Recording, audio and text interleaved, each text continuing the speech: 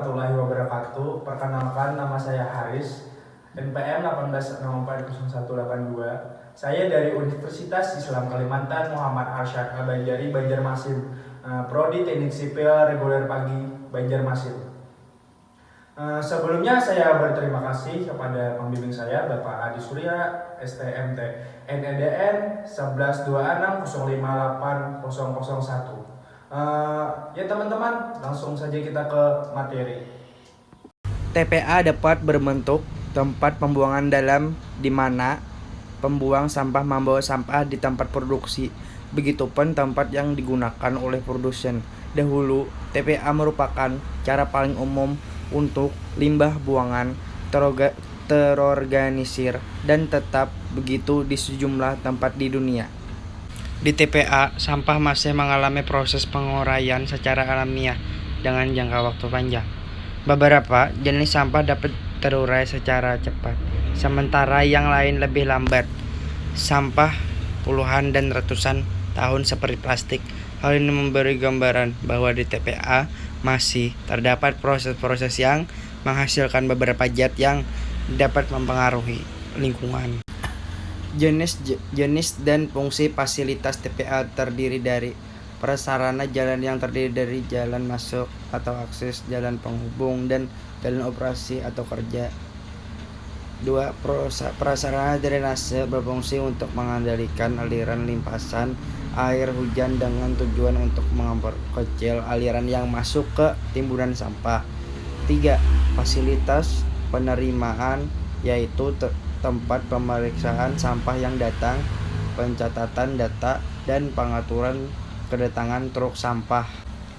4. Lapisan kedap air berfungsi mencegah rembesan air lindi yang terbentuk di dasar TPA ke dalam lapisan tanah di bawahnya. 5. Fasilitas pengamanan gas, yaitu pengendalian gas agar tidak lepas ke atmosfer.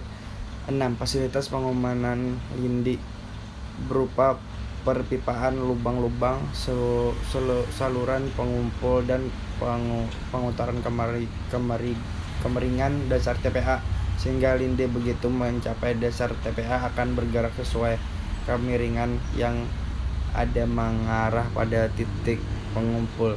7. Alat berat berupa bulldozer, ekskavator, dan loader. 8. Penghijauan dimaksudkan untuk peningkatan estetika sebagai buffer zona untuk mencegah bau dan lalat. 9. Fasilitas penunjang seperti pemadam kebakaran, mesin pengasap, mist blower, kesehatan atau keselamatan kerja, toilet, dan lain-lain. Kesimpulan. Berdasarkan isi video ini, dapat disimpulkan bahwa tempat pembuangan akhir atau disebut dengan TPA merupakan sarana fisik untuk berlangsungnya kegiatan pembuangan akhir sampah sebagai mata rantai terakhir dari pengolahan sampah perkotaan sebagai sarana lahan untuk menimbun atau mengolah sampah. TPA sendiri memiliki berbagai fasilitas dengan fungsi masing-masing. Ada yang sebagai prasarana drainase, fasilitas penerimaan, lapisan kedap air, dan lain-lain. Walaupun TPA sebagai tempat pembuangan akhir sampah yang dapat menampung berbagai sampah, di sekitar TPA pun dapat terjadi berbagai dampak akibat timbunan sampah pada TPA tersebut. Dampaknya yang terjadi antara lain saat musim kemarau karena kerap mengeluarkan letusan yang membahayakan nyawa.